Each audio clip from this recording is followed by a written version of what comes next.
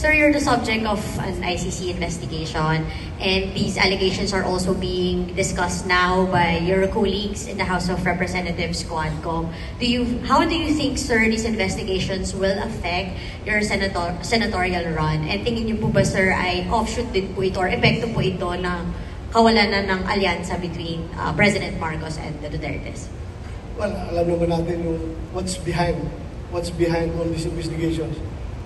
They form part of a grand demolition job against us, the Duterte and the allies of Duterte. So, I leave it up to the people. The people know very well what is the real score. So, taong bayan na mag-decide kung talaga bang totoo yan o hindi, then pakita natin yan sa magiging resulta ng eleksyon. Kung sila naniniwala na si Bato ay masamang tao, then please, by all means, do not vote for me. Huwag niyo ako iboto. Pero kung kayo naniniwala na si Bato ay matino na tao at sinusugal ang kanyang buhay para labanan ang droga, kriminalidad, para may salba ang kinabukasan ng kabataan, then please help me do that. Because I'm going to do that. I'm going to risk my life.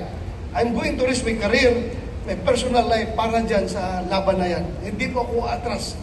Kasi yung pag-launch namin ng war on drugs ni President Duterte, hindi naman yun ginawa namin para kami yumaman, para kami magkapera.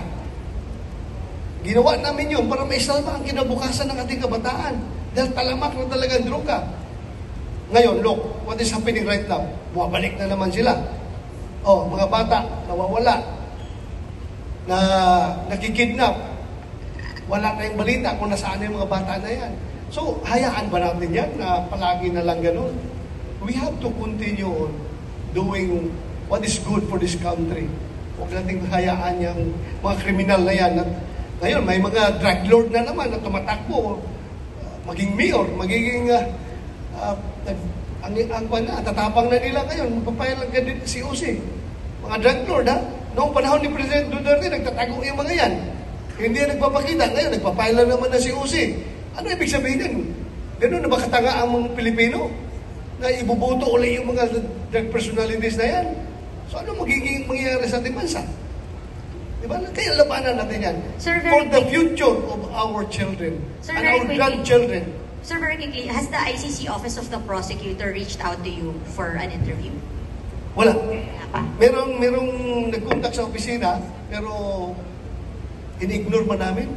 Dahil alam mo namin na wala silang jurisdiction sa atin. May nagkukontak sa opisina ko, pero in-ignore namin. Hindi namin kinausap. Hindi namin pinatulan. Baka mamaya, mga gago-gago lang yun ng mga tao no, na sumasakay sa isyu. No?